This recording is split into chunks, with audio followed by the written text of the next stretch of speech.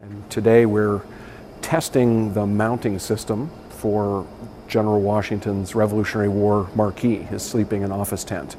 A team of 7 of us have built what we're terming to be our prototype Marquee.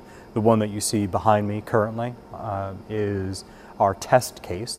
Just because Washington slept someplace has made a house really important. This is a place he slept all the time in many different places, and it's a very cool artifact. So one of the real challenges that our team faced in designing a way to display this very significant but very fragile textile, which is 3-dimensional. So we needed to be able to put it on a mount that would make it appear as though it had been set up in the field, but not actually put any stress on the object. Nobody's ever tried to do this before. Every time I've ever been able to see a marquee, it's been cheated up into position, and nobody ever showed the guy lines. We wanted to show the guy lines. We wanted to show the complete tent. This is a system, and every tent like this needs a bunch of guy lines, and the reason that they used it this way was because it would take up less room in a baggage cart.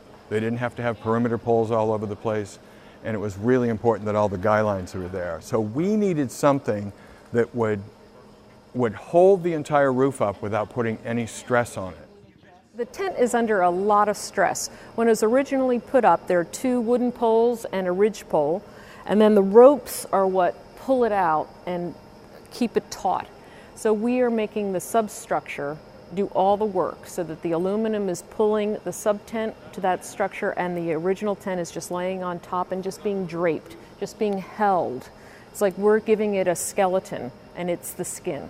The original tent had no metal poles underneath. We had to make it look like the guy lines are holding it up, when in fact there's a frame underneath, like a giant umbrella frame holding it up.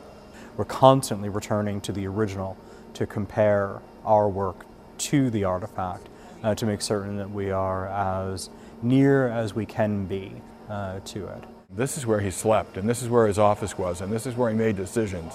So even seeing it go together like this gives me lots of goosebumps. Visitors will come into a seated theater, so they'll be in a raked theater seating.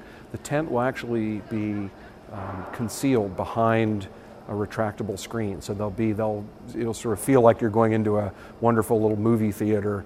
You'll see a multimedia presentation about Washington's leadership in the Revolution, the experience of living in this tent, how was it put up, how was it taken down, what are the dramatic events that took place under that canvas, and then the tent will actually be revealed in the course of that media experience.